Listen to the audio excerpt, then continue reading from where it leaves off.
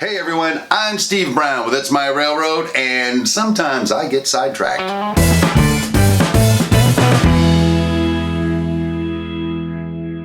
Hey, welcome to Sidetracked. This is the place we keep the stuff that doesn't exactly fit into one of our project builds, but we wanted to share with you anyway. So if you're new here, consider subscribing.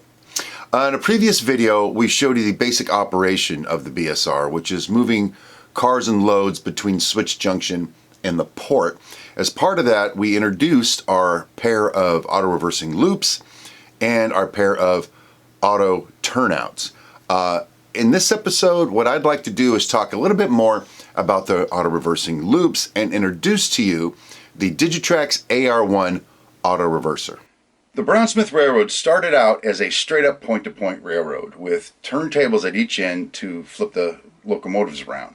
But I wanted to do a little rail fanning and get some continuous operation going. So to do that, I expanded the layout to now include the Brownsville loop and its counterpart, the Switch Junction loop.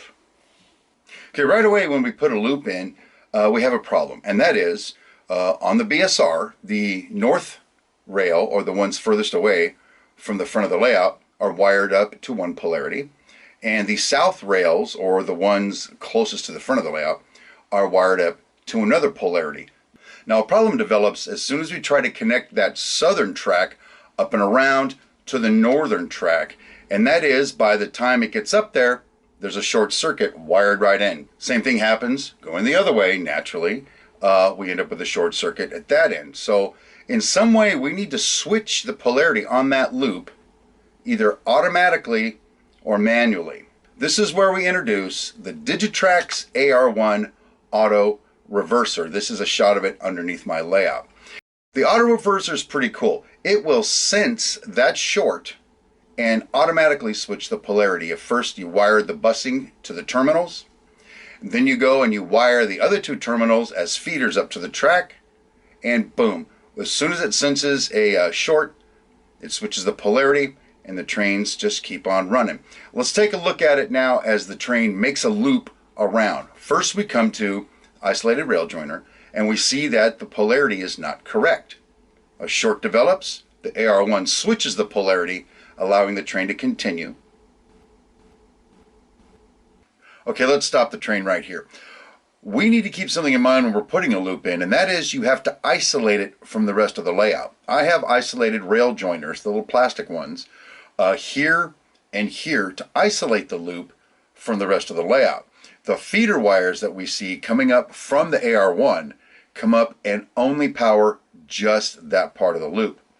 Something else to point out while we're here though is I recently converted all my rolling stock to have metal wheels. The problem with that and these reversing loops is if I have a train that's so long that part of it is on that northern track and the rest of it comes down the loop and the locomotive is on the southern track, let's say, or reversed from that, sometimes it'll trip the AR1, but in such a way that it doesn't know what to do with itself and it will just shut the whole layout down. So I've learned I've got to keep my trains shorter than the loop to make sure that they just continue to run. Anyway, that's a sidebar. Let's keep going. So continuing on, the train comes to the next set of isolated rail joiners, and as it attempts to pass over, the polarity again is not correct and it's going to have a short. So what will happen is the AR1 senses that short and immediately switches the polarity in the loop to align properly with the outbound track.